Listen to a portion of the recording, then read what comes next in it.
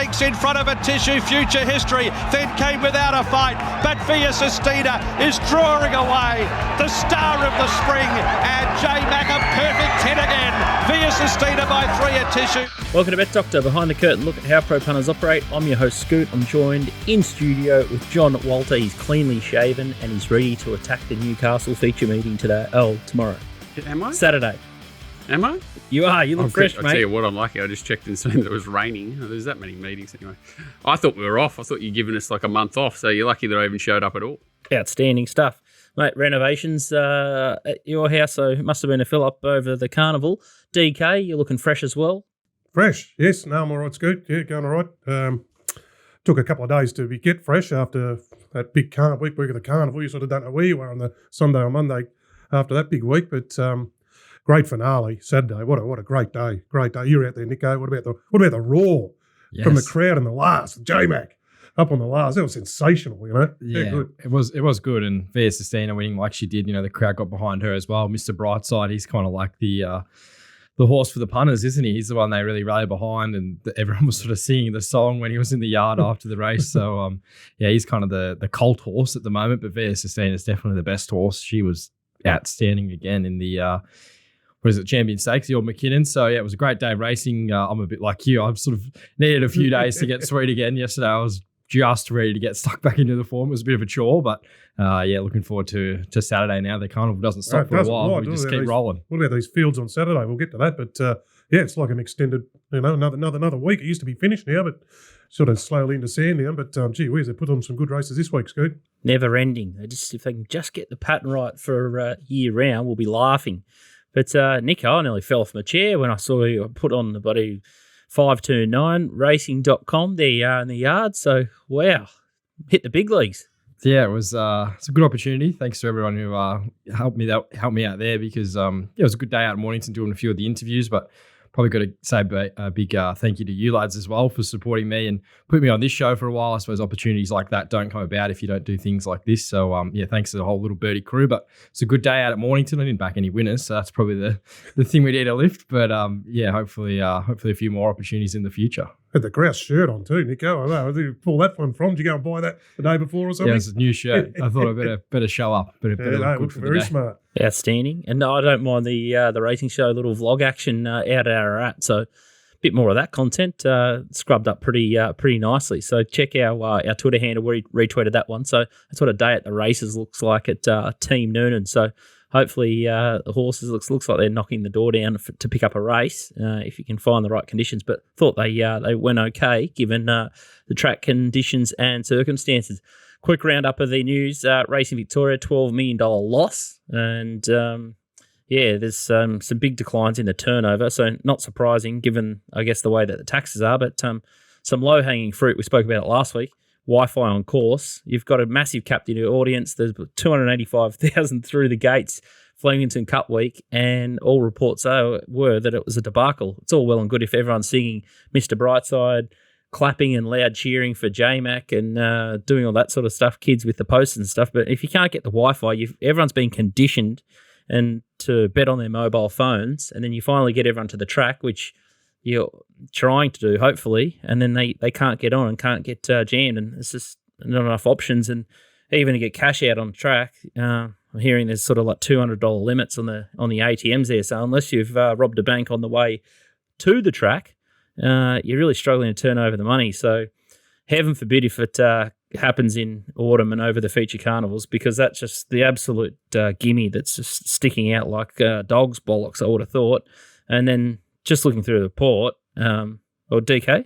Yeah, I was going to say, you come to the headline because there's something in the report stuck out like dog's balls to me. So it was a $12 million deficit, but it was really only $3 million because there was $9 million in one-off costs helping Southside Racing.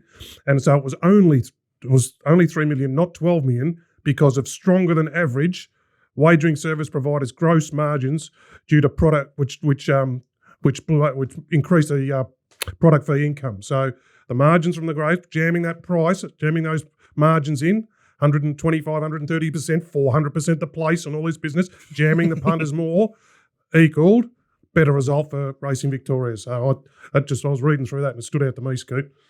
100%. Margins, gross margins for the WSPs, jamming their margin up. I've got a lot there because I had 100 million with Walt on DK mentioning sports bet the place odds off air. He shouldn't be mentioning it. It should be Racing Victoria should be mentioning it and outlawing it, and yet they're embracing it and saying it's a win. It's not a win long term, I promise you. I just did a word search on that article, and just to see how many times they mentioned punters, because you could see all these paragraphs written about participants.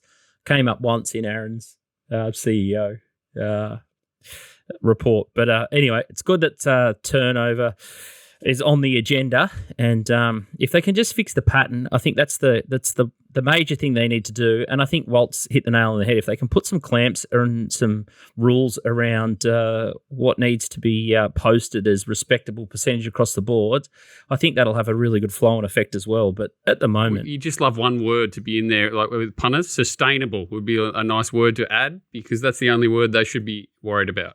Yeah. Speaking of sustainable, not sure if throwing $2 million around for Vauban is a really good business model. Depends how you look at it, really, though. Well, it's crazy. How many $2 million yearlings make it to the races? How many $2 million yearlings make it to the track? I can think of a billion different ways they've spent $2 million wrong in racing compared to Vauban. At least you'd think they're going to get starters to big races and things like that. They don't have to worry about it travelling, blah, blah, blah. But good luck to them. That's weird. The stable choice is weirder than the price, I would have thought, but maybe it's one of her owners. Gay loves hurdlers. She loves jumpers. I pray that she never runs it in a flat race. That would be the ultimate. It's a real doozy, isn't it? It's the Galleywood in May, or you can go Sydney Cup in April. And I promise you, New South Wales, they'll water the bejesus out of the track if Vauban is going to line up there. And tell you what, he's just a different beast on a wet deck, isn't he, Melbourne boys? But he might actually get fit, Nico. I mean, Gay can get him fit. That might help, mightn't it? Like you said, it would look like he was in foal in the mounting yard, didn't he? Wouldn't he? Yep. Like, yeah, well, that could be the reason solely, just to get him fit, because she'll do that. There's definitely not any guys that don't go the races fit. So, yeah, I'm with Walt. I think, given the whole landscape of the tried horse market, like you saw, like Williamsburg, he made 400,000. Well, I think he made 300,000. Like, if they're making that much, Vauban's got to make at least 2 million, if not more. So, they might not get it back, but I think they'll get some. If he was over there, if he didn't come here and he ran second to Kyprios in that St. Ledger, who's the best stayer in the world. I mean, and you go and say, can we buy him? It'd be 5 million. Yeah, you go over there. He's already here. I mean, that's right. And these guys, people have got unlimited. I mean, they know Dill's Australian bloodstock, so they'd know. And, like, I know Aussie's always buying these things. They're always paying, by the time they get here and everything, it's always million, 2 million, whatever it is. I mean, he said, what promises kept? He paid 750 for. He said, well, everyone's paying 750 for a yearling every second horse that goes through the Sydney Easter sales. And you can buy a tried horse for 750. So, no, I think... Willie's the winner, though. He's bought it over to get a price for absurd, went the wrong way, and then sold it for 2 million on the way out. So he sold the bunny for 2 million. It's not a bad effort, Willie. I think the same people. If they can get him a bit fitter, like, it wasn't actually like he ran a bad race in the Melbourne Cup. He was caught wide and he probably had one of the worst runs of the race. So if they can actually get him a bit fitter, maybe we will see the best of him here in Australia. Because it's like he wasn't that disappointing last Tuesday. Like, nothing worked out for him in the run, really. Drew barrier 8 and got stuck 4 wide. He won't be sitting in the second half, I promise you that. If it's Gay. Hey? He's a chunky little customer. I see some European people who know him and say it'd be very interesting how he goes early in his preps over shorter trips with Gay training him Australian, the way they train speed in the legs rather than just as a dour hurdler. So, he's a bit of fun. He's here. Why not? You can just go back and we can forget about him, or he's here now, so we can, scoot and anyone's potting the shit out, just get on the fair and lay the shit out of him till he gets in the Galleywood. Yeah, he's a good opportunity, really, because how is $6 is still beyond us. For that actual race, yeah, absolutely. But he adds huge interest going forward. I think it's an Australian bloodstock, even if they've only bought a small percentage, whatever the deal is, because it's weird that it goes to Gay. They don't really send horses to Gay, right? So you wouldn't think they've got controlling interest. You wouldn't think it's a China Horse Club or someone who's bought it because they want their colours, not Australian bloodstock. So it seems like one of Gay's major owners has taken a big chunk and it's gone to Gay. So it'll be interesting to see how it unfolds. It'll be beautiful, and hopefully TopSport is still betting 110% markets in all the races that he contests, because we can quickly put the pen through him. they're on again on Friday, which is tomorrow. So they got the Sir Rupert Clarke Group 1, they got the 1,000 Guineas and the Mooloolaba Cup at the Sunshine Coast. So Sunshine Coast has got the meeting this Saturday up in Brisbane, and it's 3 till 4 on Friday. So 110% roll on through spring, and Tristan informs me they did their absolute chiminda last Saturday. So yeah, punters finally got them with Versestina and a couple of those more fancied runners steamrolling them in the Group 1. So it was about time, but good on Tristan for rolling it on, and I think it's going to be good fun. Belclair was the highlight for you last week. Walt, Territory Express was a car crash. For me, Olney has got a bit of Kamal about it. It's a bit of a camel DK, perhaps. Wants 2,000 and fast-paced races like so you just it ran time. Apparently they ran time at mornings and there's time and margins, but the race is just junk. You know, the Pantoja's gone like a dead set camel yesterday. Olney's gone. So you just say you make your mind up at the start, thinking it's a decent rough form race, and then some of them so they run time and margins, but they're just junk, and that's a junk race. So I fell into it. So we'll go again this week. Exactly. Don't forget about Mini Winks back in the winner's store. What? Sunshine. Got a rider on it for the first time in about 9 runs, and yeah. It was huge. Yeah, egg on my face. I'm saying it was looking for 1,600 metres, but got the job done. J-Mac, he was a bee's dick from going the wrong way, but things just happened for him. Well, only because it ran into 43 dead ends and then overcame about a length and a half in the last inch and a half. Other than that, yeah. Oh, sore back. Carrying you. Oh. Today's show's going to be a beauty. So we've got Caulfield back to the Heath. Not sure what's happening with the mounting yard, but good luck to them anyway. Bit of a job on their hands there. We've got the Hunter at Newcastle. Means that the Gong's very close, and that's one of my favourite days. Still very keen to get down to the Gong, get down on that lawn. I know you're hit the Gong just to see the Gongy and grab a granny down on the lawn. It's different clientele down at the Gong. Holy cow. DK, you're going to go hunting Wayne Walters country. Mount Gambier Friday sounds as out wide as it can possibly get. I've got the Mooloolaba Cup. I'm going to take on what I think is a false favourite there, but there's a big weather warning. It's been cats and dogs up here for the last 3 days. I'm not sure what's been going on, but I've had a ton of rain. It's a heavy 14 in my backyard. Have you got none up your way? There you go. Where do you live? You must live in like one of those San Andreas fault of rain. I don't know. There's another 7 and 9 mils forecast over between now and jump time at Sunshine Coast on Saturday. So big weather watch there. And TopSport Steam, they went none and 4 last week, and Nadal was probably the sickest. But the sniff around and the money around for Without a Fight, I thought that was pretty solid. That horse is hopefully back and looked pretty back.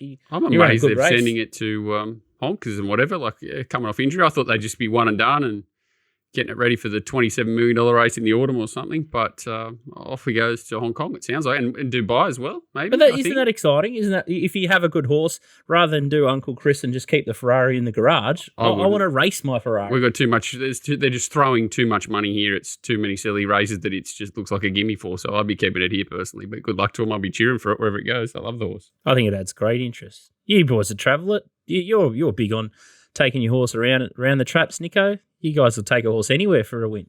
Yeah, we'll try to, but we don't have any good ones. So that's why we have to do it. We got to go out wide like DK, try and find the most suitable race. That's why we do it. But I think he's quite a big horse Without a Fight, like carries a fair bit of condition. So I think that's why they potentially keep running him, because it'll be easier just to, keep him up to the mark and send him back out to the paddock for 3 months and try and get him back going for the spring.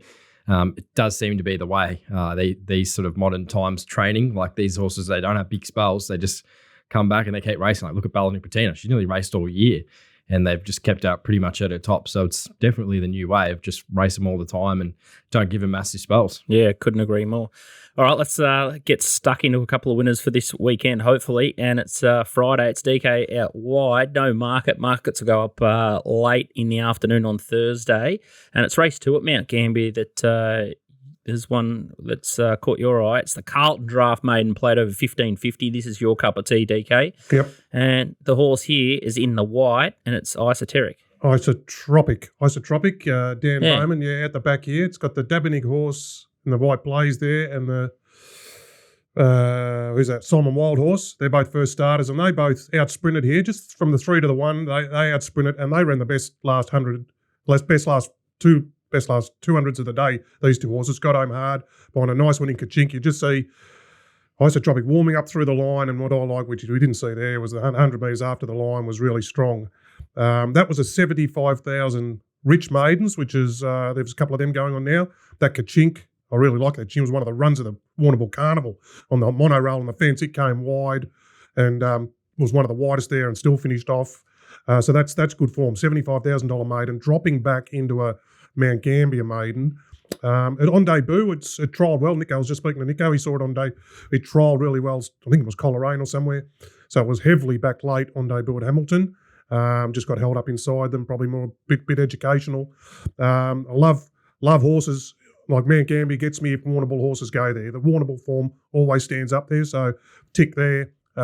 Tick that up to 1550 off being strong late there at 1400. And obviously this is a much, much weaker race than a $75,000 maiden.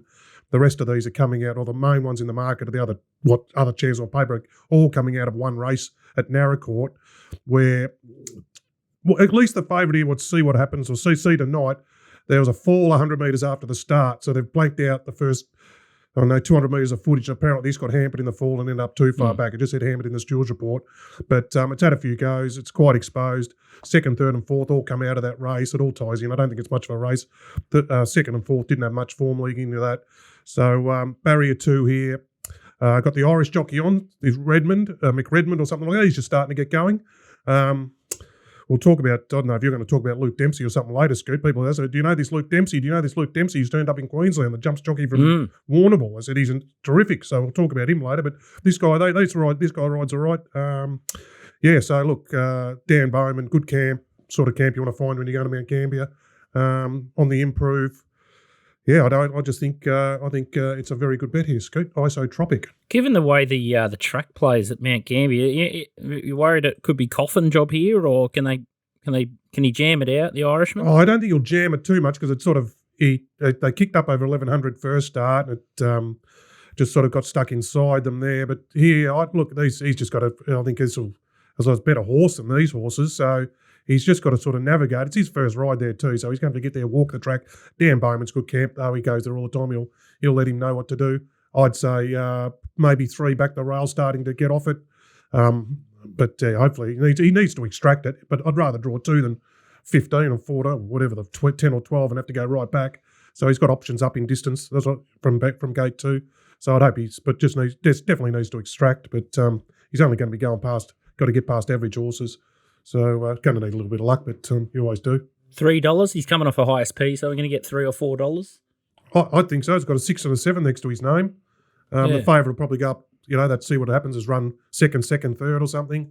Yes, I think at least 3 to 1. I think it'd go up, but you can see a few people what's off the videos and the form. Like it's $75,000 maiden back to a $20,000 Mount Gambier maiden. So you think it's well placed. Well hunted here, DK, and good luck to Dan Bowman, who is an avid watcher of the show. So fingers crossed it gets the job done for him, and hopefully that. Remember the last time I tipped a Dan Bowman on Little Birdie Scoot, and the bloody bulldozer and National Sound. Jesus Christ, that was many moons ago, but it still hurts. Oh well, what about that? Anyway, the last race at Warrnambool for 100 and something thousand. Anyway, absolute steamer. Beautiful stuff. All right, so Mount Gambier, race number 2, and it's Isotropic. Good luck, Dan Bowman. Nico, Saturday, Caulfield. How do you think the track will play? And a bit of a weather report for Melbourne town. Well, we had a fair bit of rain yesterday, was it? Or the day before. It was raining quite heavily where I was. So I think they've had about 7 mils, and then they'll have to put some irrigation on, so it's a good 4. There is strong northerly winds, so that's the key. My sort of track spies and the people that inform me tell me that may mean that the on speed and horses that are leading are at a disadvantage, and horses sort of with cover and swooping are advantage. So that's what I've heard so far, but that could change on the day with the forecast changing and things like that. All right, cool. Let's have a look at Caulfield race number 5. It's the Village Stakes. It's a 1,100 metre race, and this looks like a corker. We've got Ferrari, who's very well travelled. That's probably why I've got Ferrari on the brain. $3.10. Kin, 380, Miraval Rose, 420, Celluli, 950, Holy Racket, 950, Grinsinger Prince, 11, Lempica, 18, Port Albert, 19, Celsius Start, $26. Nico, you like what you see from one of Beggy's. It's a jump out. This horse is fresh off the Queensland Carnival, and it's in the purple jacket. Yep, ping the lids there. Mirabelle Rose. She had a bit of an average winter sort of carnival up there in Queensland. Didn't really look like she'd come up. She was well respected in a few of those races, but I don't think she ran to her best. I'm pretty sure she won this day last year, or a similar day last year. Just missed. Remember the Brazen Style, the 80-1 chance up the inside. Yeah. Was it Brazen Star or something? Shane Nichols. I remember it really well. Won't forget it. On the bias track. Yeah. So she's a good talented mare. Graham Begg's been pretty patient with her. I think this is where he's at his best with these mares. They're usually some of his better horses, like Magic Time. And I thought, although the class 12 position probably isn't that strong in this jump out, I really like the effort she put in here. This is over 1,000 metres. She's very strong to the line. This, for mine, was an indication that she's going to be ready to fire first up over 1,100 metres. I think in time, 1,400 is going to be her best distance. But you look at this race and you go, well, Ferrari and Kin are coming out of the same race at Flemington where they were both, I thought, average, and they're coming back here. I know Kin's got quite a good Caulfield record, but she needs everything in her favour to win. And Ferrari is coming off an average run, getting deeper into her campaign. So I thought, well, that doesn't really sell me with a heap of confidence there. And then she just sort of stuck out, Mirabelle Rose. If they can get her back to the form she was in last spring, which it looks like they may have done, potentially just didn't come up last campaign, tick the boxes with the jump out. And Graham Begg's stable is going really well recently. He's had a few horses that have fired fresh off some long breaks. So I think I think she's set to go there, and it's a very weak race for a listed race. Like it could dead set pass as a benchmark 90, a few of those horses. So I think she's the one on the up, and if they can get her back to her best, which I think off the jump out they have, I reckon she'll be winning. I thought she was a good bet around $4. Yeah, I think she's a dry tracker. I think she was plagued by I don't think the wet tracks up there helped. I remember before she won at Caulfield, they spoke to Rowan Hughes and he was worried about it. It was a soft 7 that day. He was worried about it. Right. Yeah. And they spoke to Beg after the race and said, oh, well, she's a bit more mature. But I always put in the back, maybe she's not a wet tracker. So she goes up there and hits that heavy 8 first up in Queensland. And the wheels just spun, didn't Yeah. And then second up, she's another wet track. And then she might have had enough third up of the mile. Might have been a bridge too far. So I'm happy to sort of say, okay, Beggy, bring her back. And he's a camp you want to find fresh. They can fly fresh. So, she was top pick for me too, Nico. I tend to agree. I'd definitely forgive the wet track runs, and I thought her effort in the Magic Millions Classic was full of merit, given that 1,600 might be a bridge too far for her. But not sure what Karen's doing with Bella Ferrari, but trying to extend the absolute bejesus out of her. I thought paddock job for sure after that run, Nico. Was there any horse left in the yard? It was probably the best I'd seen her parade, but she'd had a few recent runs in Sydney. I didn't see her first up. Well, I did see her first up actually, but I thought she'd come on a fair bit from that. So, but in terms of trying to knock Kieran's horse out of the yard, it's pretty tough. Like there's usually good condition on them. They don't usually go over the top too much. So, there probably wasn't too much from the yard, but I think it's just more the performance. Like she sat on speed, she led the field and she did nothing. So the talent's obviously there, but I think Mirabelle Rose, when you look at their ratings, they're pretty similar anyway. So if she's at her best and Ferrari's not, well, I think she'll be beating her. No ping Ferrari. Yeah, agree. Yeah. Dog's balls. It's Dog's balls day. Sticks out like dog's balls. Let's have a look at race number 7. It's the Group 1000 Guineas, and Alina. Is it Aliana? How do I say this? $3.50. Aliana, $3.50. Zaitung, $4. GG's Missed Truth, $11. Lovely Cut, $11. Benadryl is $11. And then Stage and Screen, $12. Dominetta is $14. Two Darn Lizzie, $15. And Matisse is $17. Double Market, $18. Superlicious is $21. And Much Better the rest. The horse you like here, Nico, is Matisse in the blue with the grey. Yeah, so this is Blinker's first time. She hits the front a long way out for a filly having that gear change for the first time. And now they go blinkers to visors. Now, visors just means there's sort of a slit cut out where they have a bit more vision. And I just think the way this race worked out for her, hitting the front so early in the straight, I just think she got completely lost. Like she's been a filly that throughout her whole career has just attacked the line in every single run she's had. And then there she hit the front. I think she kind of just clocked off a bit. The gear change of the visors may suggest the stable thought similar. And I thought of those horses in that race, she was probably one of the runs of that race, given that. She was ticking on really nicely prior to that. Now, it's a tongue, what was she, $4? And Matisse is $17. Like, I couldn't quite work that out, given you could probably make an excuse for her sort of pulling up when she hit the front. That does look the key lead up away from Aliana. You had Benadryl hitting the line strongly there late. She does do a lot wrong, Benadryl, but she could be one of the more talented fillies in the race. And then you had a few others that were sort of hitting the line or holding their ground there. So I thought Matisse just at the price, given you can probably make the excuse that the blinkers sort of backfired a little bit there. I thought she could really improve, and this seems the target race. And as we know, DK, Team Friedman, grand final trainers. You just want to find them in the grand final. Yeah, you do, absolutely, Nico. Yes, I reckon she just got there. Yeah, the blinkers got her closer and everything, but also got her closer to the front. Yeah, too early. But I'm with the other one that had the blinkers first time in that race. I don't know how you could not watch that race and not have a horn for Benadryl. Like Dad said, he squirted up 100 metres, Al Curry. I know it's late in all its career. It had blinkers first time there. So it was blinkers first time and had a barrier trial. A barrier trial blinkers first time, which was more my preference than Matisse, who's hit the front and emptied out a bit. They're trying the bubble cheeker on this time. The pattern of the day is going to suit, I think, just often. Curry's just get it to the outside and actually squeeze it up for 400 or 300, not just 100. So, she had a barrier trial first up, the good fitness builder second up down on the inside there. If Curry can get to the outside and that bubble cheeker helps her go a bit straighter and actually wind her up, I don't know how you can. She was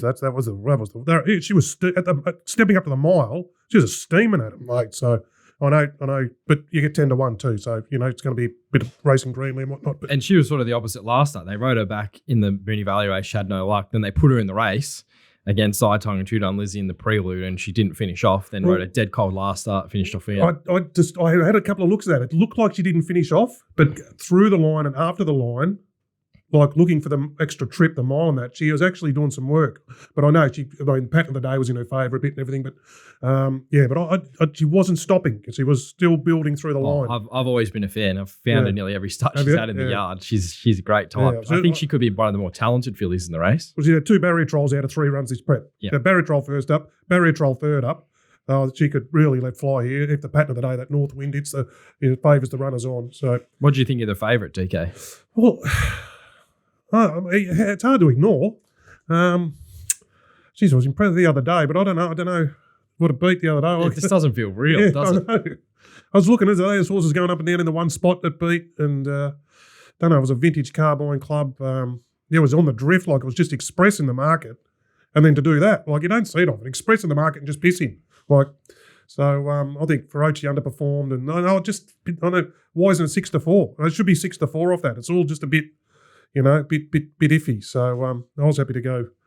Yeah, I'm happy to side with Benadryl. John Walter. Stage and screen for me. I loved her first start, and the other day she sat wide and got bullied with the Colts and that sort of boxing her in. She kept trying. I think up on speed. It's just the pattern around this low joint is a big thing, isn't it? Like when do they turn it into a landfill? But yeah, she should be up on speed and run really well. I thought Benadryl or whatever you want to call it, it was the other value. I thought the favourites are very smelly. Zaitong's had plenty of shots at the title. Jamie could get stuck on the fence there with it. And yeah, I just looking to the mile, stage and screen, and Benadryl were the 2 I found too. Yeah, I was keen to take on Aliana with the at the price. Just price, I couldn't have it that short. Zaitong in the similar camp.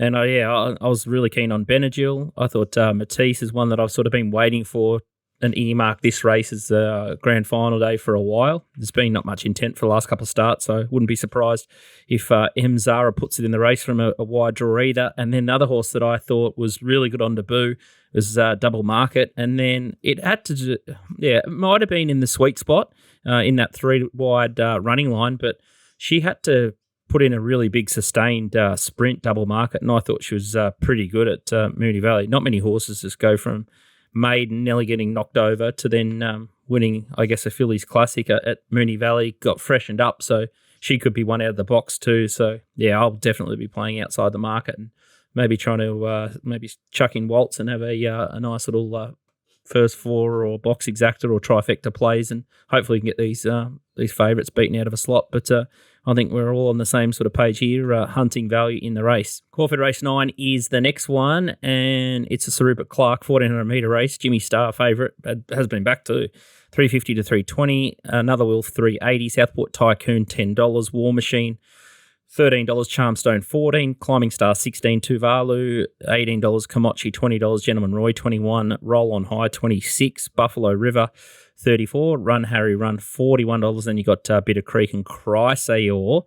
Yeah, this is a bit of a head scratcher. we're not going to play any replays. There's some colliding form. You got horses from the Golden Eagle. You got that 1400 metre race at Flemington, where another will beat Jimmy Star.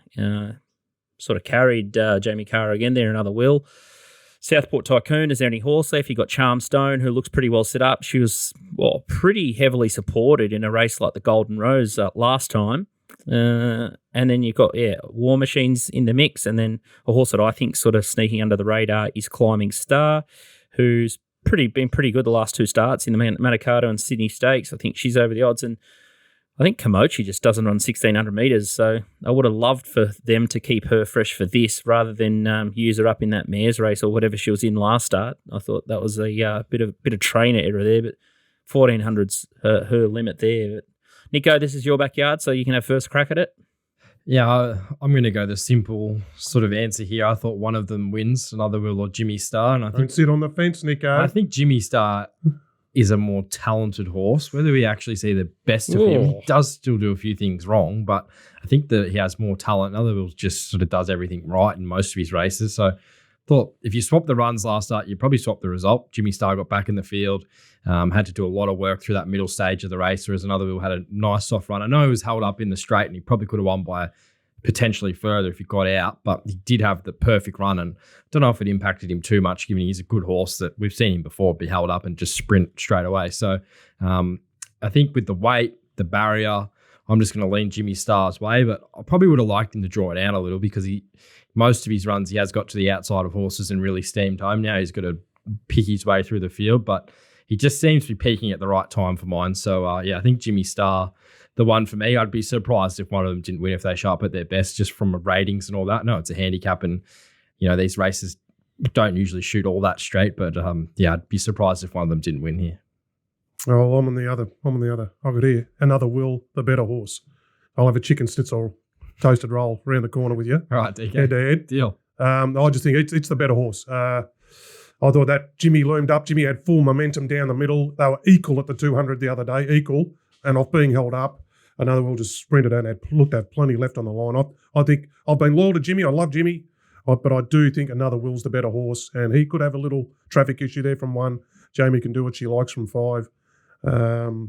And my horse, War Machine, will run really well. He'll map really well with only 52 on its back. So he's a very good place chance. So, but I'm in the another will corner, Scoot. Nice one. Well, yeah, it's whichever one. We won't even say it. Which one everyone's been in the chamber probably is the one to beat. Hyperbaric. Whichever gets shot out of the chamber. Yeah, got no interest. Good luck, Scoot. Yeah, look, I've got no idea here. I'd probably just have a free bet on Climbing Star, and hopefully it climbs all over the top of them and gets the saloon patches through. But you could throw a blanket over a few of these and bit of luck.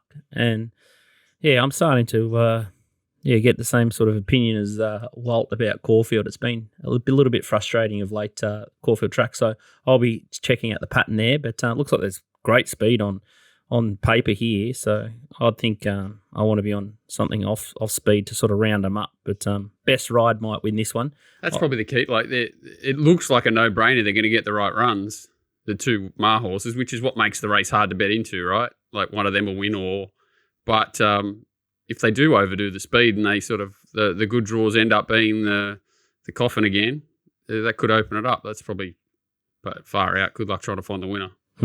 Yeah, it is an absolute doozy of a race, but 110% margin at TopSport. I think he could safely back a Queensland couple. Racing Show, huh? This is 2 of the best horses we've got down here. They're 2 fantastic horses. Jimmy and Another Will. Yeah, and but it's you get 2 to 1, take your pick. Good luck finding the winner, and it's a doozy. And it's 2 to 1, take your pick. The track's rooted. Wait for the pattern. Like, we do. It is fun to try and find horses outside the top 2 in the market, especially when you're betting on a swamp. I want to back a bunyip. Is there a bunyip in the race? No, I think it. They're not bad horses. Just bad race. They're good horses. Bad betting race. Hey, bad betting race. Well, the problem is the Hunter's got some of them as well. So we've got basically the Hunter's the same sort of race as the 1,300 metre race up in North Korea, and the Mexico's got the 1,400. Is the Hunter worth more than the Sir Rupert Clarke? Is it? That'd be funny. Probably. I got no idea. Probably is. It's hard. Creepers. It really is. It's hard to keep up. Then there's a race called the Meteorite. It's definitely 7 figures, the Hunter, I think. The Meteorite, is it the Meteorites? Is that a slot race at Cranbourne, Nico? Did I see Spacewalk getting a slot? Spacewalk. Oscar's Fortune announced today. Oscar's Fortune didn't finish the course last start, did it? Barraquil. It's going to be a good race. Barraquil's going. Yep. So it's Southside Racing's slot race. So it's our version of the Everest in Crimeburn. So is this where the 9 mil went? That's where the 9 million went. That's starting to make sense now. Oh my This goodness. is part of the 9 million deficit. How much is it worth? Oh, I've got no idea. They got the Meteorite. They got 1.600, is it? Then they have another one. There's the Meteorite and There's another one for 400 or 500. something else. I think it's a 1,400 metre race at Pakenham. All right, we'll find a way to bet into it with TopSport, which is good. So I'll make sure Tristan's got 110% market for the Meteorite, the Comet, and should be an absolute beauty. Yeah. Hope it's downhill for Spacewalk backers. Yeah. Yeah, that's the other thing too with a couple of these races. They're bloody hard because the trainers just keep throwing the horse around. And you think it's hard to see what's sort of been targeted there. That's what the hunter feels like. Isn't it? Like Private Eye you would think Private Eye. Well, he did nom it for the Rupert Clarke as well, but yeah.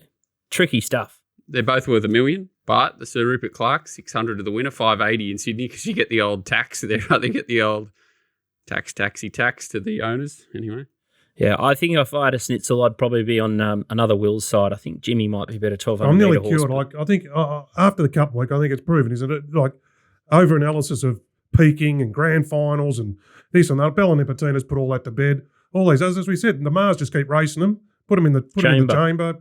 All the stables these days just keep ticking them over. So I did my head into trying to pick what's going to peak and what's not. Mr. Brightside, who's coming out of the Cox Plate and this and that. Like, just do the form on the day and throw. Well, he'd had 2,000 metre runs too. Maybe it toughened him up, but yeah, like you can say 2,000 back to a mile. It's tough. It's tough. The Hayes and he was well back too, wasn't he? 2,000. He was off the map. Sunshine in Paris was off the map. They found the right ones. Yeah. Blinkers, Mr. Brightside. Yeah, the blinkers. And First time. helped him with a turn of blinkers back in trip.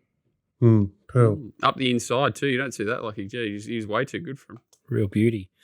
Right, so all this talk of Newcastle, let's get stuck in it and try and find a couple of winners. You're on, Walt, and it's the Max Lees Classic over 900 metres. This will be a dash.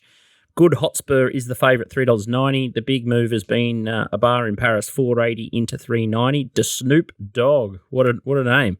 $5. Secret Glory, $5. Buffalo, $6.50. Gobi Desert, $8.50. Restimo, $16. And Minx Written, $51. Some beautifully named horses here, a real mixed bag.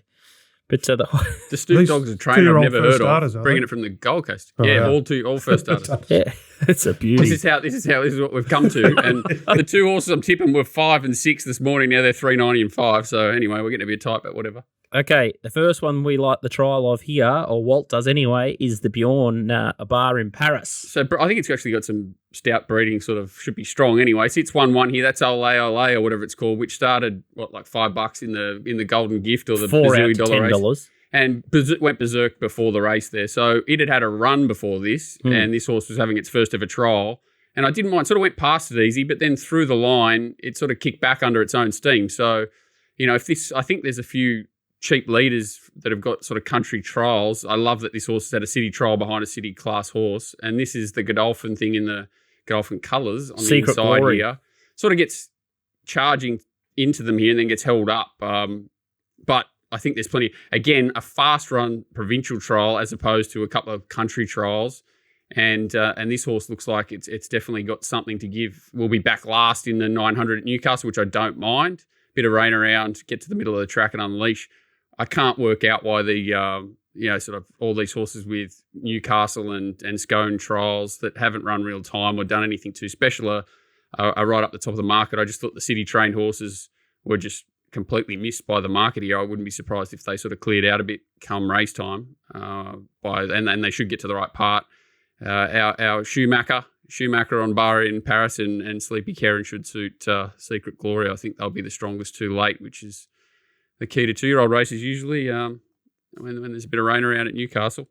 Beautiful. All right, I've got nothing to add there. It's a bit keen for me. Nothing from you either, Nico. Oh, I just remember back Nico can't be that sick. Cylinder in this race and he got beat. So it doesn't matter how good a horse you are. Sometimes at 900 metres. Just the auto bet on the blue jacket. You got to have a lot in your luck, a lot in your favour, a lot of luck doing it at 900. Exactly right. But Blue Jacket does help a long, long way. So there's 2 horses in blue. And did Bjorn say that it wasn't his best 2-year-old last I think week? Olay was what he was talking about, which is the one that beat it in that trial. Yeah. And I think it just had a bit of a meltdown pre-race. Last start? Yeah, in knowing the Golden Gift last week and didn't quite perform how they wanted. But, yeah, I thought the trial was good enough against that horse there. That was the horse in Melbourne you're talking about, right? Yeah. Line of Fire or something. Yeah, that won up the straight or whatever it was called. Way of Fire, I don't know. It's too many races, too many horses. Race 7 at Newcastle's next one. Spring Stakes, 1,600-metre race. Alabama State has been the best backed horse here, 416 to 390, which is keen. Altov, $4. The 300, 550. French Ruler, 650 in from 10.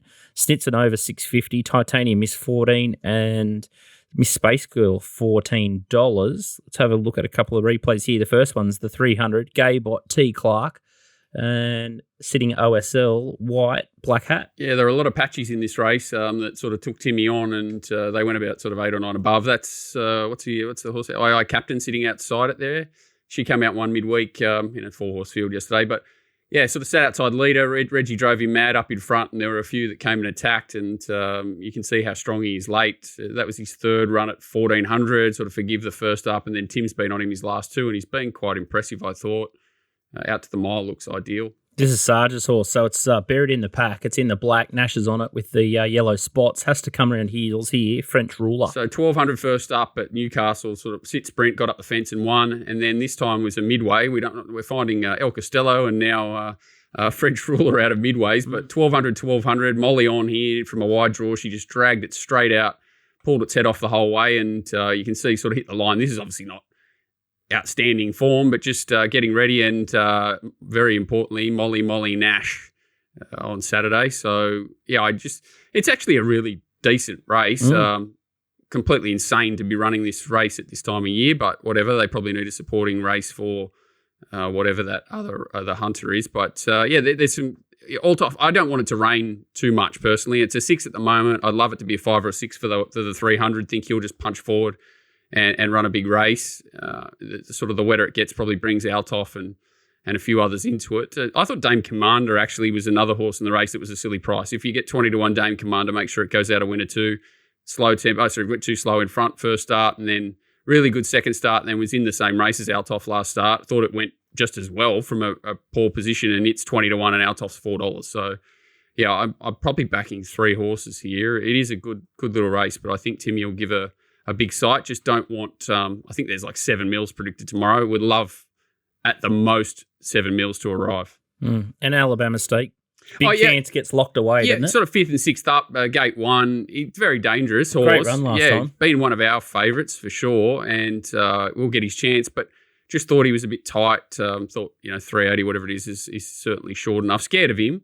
But, I think there was even sort of 650s around the 300. Thought it was just a better price. He just looks like he's found his groove at the right time, the 300. And, I think out to a mile's certainly going to suit him, and they're going to have to run out and get him. Beautiful stuff. Any thoughts, you boys? Yeah, just a few horses there I thought could potentially improve, and one of them was definitely Altov, who was just given a barrier trial last start. He's just had no luck all campaign. Maybe they've just set him for one race, but he was the one I thought that looked set to peak, and I was on that. Was it French Ruler? I was on it last start, and yeah, should have won. Definitely should have won. So big jockey change there. So I haven't really done the race in depth or anything, but they were the 2 for mine that just thought had no luck at their last 2 runs, and probably should follow my money, given I was on both last start. Outstanding. So number 3, the 300 for Walton, French Ruler. Nico likes it as well, and then Altov, and hopefully Sleepy Karen just gets stuck in traffic somewhere. Altov Nash or Karen? Oh, Nash Altov Roundhouse, isn't he? Yeah, Altov, yeah. Collar. Yeah, it just was such a slow run race, that last race. I'm hoping that it just sort of, that when he gets out in a faster run race, he doesn't have the conviction to put it away. That's what I'm hoping for. All right. We shall see.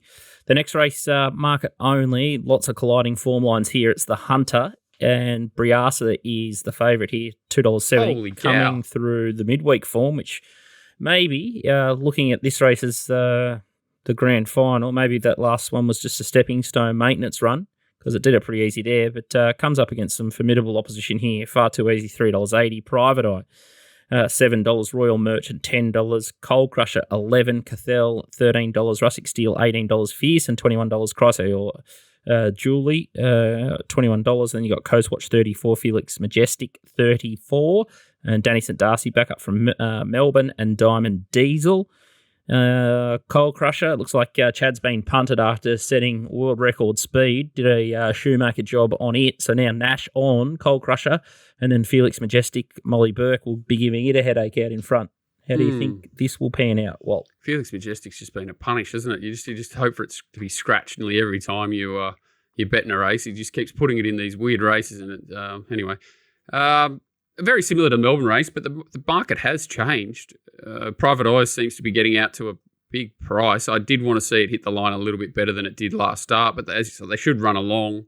The pattern's quite important here to this race. Brias is a talented horse. They rode a little bit upside down last start in as you said, a sort of a very easy race. Far Too Easy was a little bit of an Antino run. I think it ran faster time than the Everest, did it, or something very close. It ran some sort of ridiculous rating. I'm looking at it. It's like rated better that it should be, starting in an Everest next year the way it rated. So if it reproduces that run, yeah, it's dangerous. Well, to me, it was a pretty bad betting race, very similar to the Melbourne race we talked about. Brias is on the up. $2.70 is ridiculously short. Far Too Easy is probably the horse that should be favoured. If it reproduces last start, it probably is in the finish 100%. Private Eye, don't know what to expect. Thought Danny St. Darcy was 33-1. If I had to have a bet in the race, I'd be having an absolute peanut each way on it. Just think Matt Dale's got it absolutely flying. Went good down the straight, I think, for Timmy. Just a bit of a weird race where it looks like an afterthought for Private Eye. It's not a bad setup for Far Too Easy, but as he already shot his load in the Cozzy, and Brias is a horse on the up, but just very short. So I don't think it's a great betting race if you have to bet Danny St. Darcy peanut each way. Yeah, I thought Far Too Easy should be favourite, but then Kyle Wilson-Taylor got the opportunity, so I was paralysed by that jockey booking. It's a weird one. It's just $1 million race. Like, what the heck? Anyway, a horse that's so well placed. He's just had a couple of goes on him, Kyle Wilson-Taylor too, and he's just a really frustrating rider for me. Coal Crusher and Fearson, if they peel themselves back off the floor from last time, I thought they could improve. And Coal Crusher's definitely dangerous. Well, I think Coal Crusher's the horse I tipped last time, and he led the whole way. Remember, Schiller just let him rip in this exact same race. Same sort of price too. Yeah, if he can time his run a little bit better and switch him off a little bit more, I thought Nash Coal Crusher was another bet that I could have. But yeah, I was just trying to look for horses around Briasa, which was too short, and then looking for horses maybe stacked up okay at the weights against a horse like sort of Private Eye, and even Coastwatch.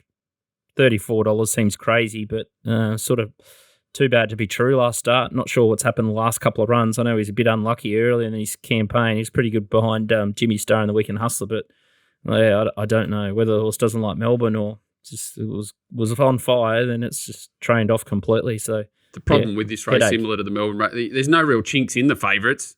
You're just praying that they don't show up, you know what I mean? And then hoping that you find the right one. So that's never usually a great recipe, but anyway, it is what it is. Yeah, different jockey. I'd probably free bet. I'd be on Far Too Easy.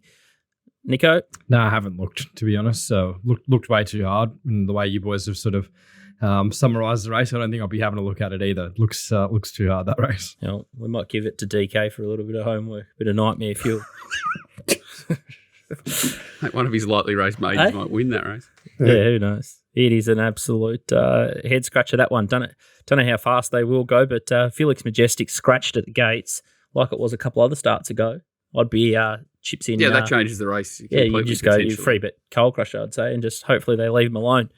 But that did happen. You could just see Nasho sitting 5 and 6 wide for the first 800, then carving across to the fence, and then just letting rip. Yeah, for sure. Yeah, but you'd be holding on to your nuts at Circle 8 with that one, because I remember last year, Tyler Schiller, he won by an absolute bee's dick. I'm not sure what was chasing him, but it was a great finish. I can't remember either. From memory, I think it was Rachel, but I don't know what she was on. So anyway, can't remember. Someone will remember. It's such a memorable George race. Moore will put it in the comments below the show. He's got a very good memory. No Don's best again this week. So Donny's obviously been the guest host for the Bris Vegas show. So we've got the Bris Vegas show tomorrow, episode number 2. So we've got Donny, we've got GK from The Rant, and we've got Johnny McLeod in the hot seat. So Turbo's being given the Chaminda. He's got the freshen up after Hell 1, and he was all over the TV with the haircut. So that absolutely pissed him, that one. So it was fat last week. So he had Felix Scat from Donny, Betcha the Crown, from Donny Hell, and then Bubba's Bay. So they all won. He doesn't mind Bubba's Bay, does he? He's a big Bubba's Bay man. He'd be A1 in the Bubba's Bay fan club, Donny. Yep. So it was a beauty. And I'm going to have a quick look at the Mooloolaba Cup just because it's a 110% market, and hopefully the boys shoot me down tomorrow. But let's have a quick look at it anyway. TopSport have got the prices up on screen now, and I thought there was a bit of a chinky favourite here. The Kerchak has come up favourite, and I'm a little bit dubious about this horse. I know it's big weather watch. It's going to be a soft or a heavy track, but it's 1800 back to 1600 and way up in class here. $3.50 Journey Pal, $4.80. Poetic Drama, $5. Brookhaven, $6.50. The Drover, $10. Carudo, $14. Whiston, Smurfield, $18. Linthorpe Lad, $18. And then June 45, $19. And you've got a horse like Encoder there as well at $21. The replay I like the look of here is, I think, Flying Trapeze, the Portelli horse just in behind the leader is the winner of this race. But behind him, you've got Brookhaven, who was the rider was just swinging off it. I think it was Talia Fenlon. And he only really dashed up the last sort of 300 and was a bit unlucky. And the other horse that I think was super was June 45 in the blue with the yellow. And he's only just started to get stuck into his work in the last 100 metres of the race there. And these horses have got pretty good form in the Brisbane winter. And the dangerous horse here, right down the bottom of the weights, who absolutely loves a wet track, is Poetic Drama. And it's in the light green with the dark green V. With the winkers? Yeah, with the winkers, just coming to the outside of them. So again, taken an absolute eternity to see clear air, but just love the way it savages the line. And this horse is... Oh, I wish you were on that. Oh. I didn't back it like that at the start, but that stuff happens to me on a regular basis. But if the track comes up a heavy 10 and they get all the rain that they forecast, it would probably start favourite, I would have thought, Poetic Drama. So there's three horses that you could probably back with confidence here. You've got Brookhaven, who's got the form around horses like Gringotts, Princess Rani's. It's got was really good in the Impy Cup when it was a heavily biased track there that day. So if it's in the soft range, and it's going to be hard to beat. Heavy's still okay. And then you got June 45, who probably is a soft at best, but you're sort of getting $20. So it's got the Ipswich Cup, Premier's Cup, Spirit Ridge sort of form. And they made a lot of these horses much, much better at the weight. So they're the two horses that have had that run first up and look absolutely spot on for this one over the mile. So Kerchak is the chinky favourite that I want to bet against here. $3.50. Mooloolaba's a long way from the Chamber of Secrets. What's that, Mooloolaba? Yeah, Kira Ma. It's a long way from the chamber. Well, Junipel's just coming off two absolute PRs, and it's got 60 kilos. Yeah.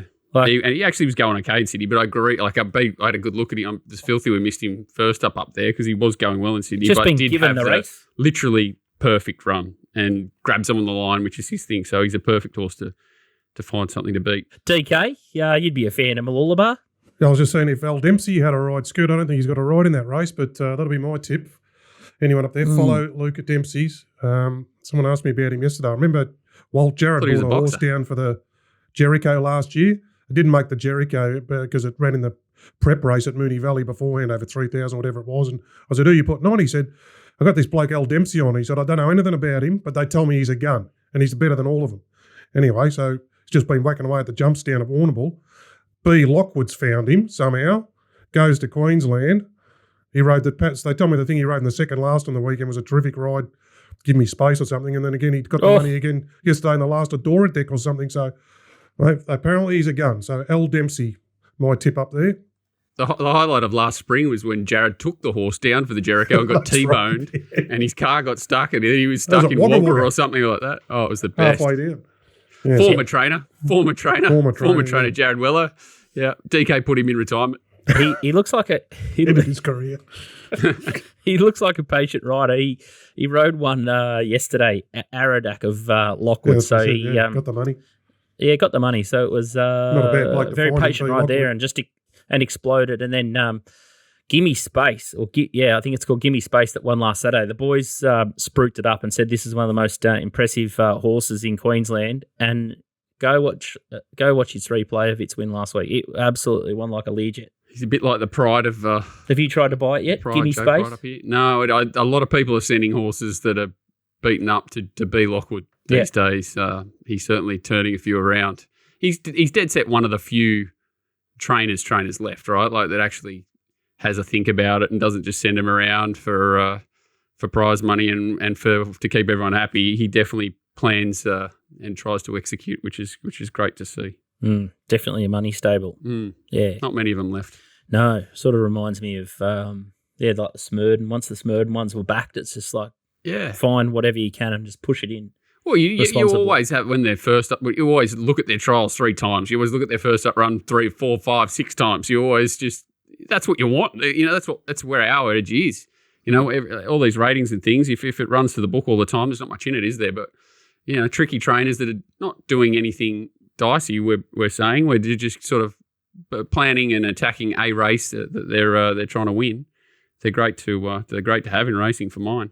110% market at TopSport 3 to 4 for the Mooloolaba Cup and the 2 Group 1s at Caulfield. So make sure you tune in to tomorrow's Queensland only racing show, the Bris Vegas Summer Special, and you'll get to see the boys, Donnie and GK. Tristan, 110% markets for every race Barry Lockwood's got a horse in. You think he'd be up for that? Don't think he wouldn't have a business left. He'd be absolutely cactus. At least we'd know. TopSport early bets here. And let's have a look at the first one. This is not my bet, not your bet, but we've spoken about the horse. Race 7, number 2, Alabama State, 600 at 440. It did stand out like it was going to be like gate 1. Obvious. Very, very well. Captain. Yeah, just hitting. I guess sort of the more you look at it, the deeper the race is. But it did. I think that was someone pretty smart. Just thought there was a little gap in the market there. Okay. Newcastle race 10, Uzziah. Wow-wee, this has been a go. There's all these horses going on. Uzziah's been 9 into 550 here. Molly Burke, Scott Asprey. Yeah, it's a group horse fighting the good fight. Let's just put it nicely that way. It's a very, very good horse. It's just it has hurdles put in front of it in non-hurdle races quite often. It's I can see why there'd be money for this horse. I think they had it in the Hunter as well and put it in the last. Okay, so it'll be staying hard in the market. Caulfield race 4, number 3, Pisces. You boys know a bit about this horse, $500 at $5. I liked it, Nico. What do you think? Yeah, it does seem like he's got a bit of sense of timing. Yeah. J-Mac. Second up. Coleman, he was just disappointing last start in the Coolmore, wasn't he? Like, he had the right run. Yeah. Maybe he didn't handle the straight. I don't know. It seemed like he travelled up well and then there was nothing there. So he's short price favourite. I could definitely see Pisces knocking him off. Yeah, sense of timing. Dodged Cup week to go here from, I like that J-Mac plus draw, plus distance. I don't know about Coleman. I know he ran that well in that 1400 in the autumn in Sydney, but he was on empty at the end of it. Spirited betting race, we'll call it. So good luck to whoever's put on 500 at the $5 Pisces. But I sort of concur with DK's thoughts. I sort of like the old Dodge, and this looks like real good target race. And Coleman's been very disappointing. Sunshine Coast race 1, number 5 is MJ Star. So that's what do you think about this race? Can you give me a full summary, please? It's a 2-year-old race, so even better. I'm on a maybe heavy track. This will be right up Donnie's alley, if not Anthony Don's bet. So it's been 21 into $13. Kelly Schweider and CJ Graham. I'm still I sent Kelly an email probably 7 years ago, and he still hasn't replied. So.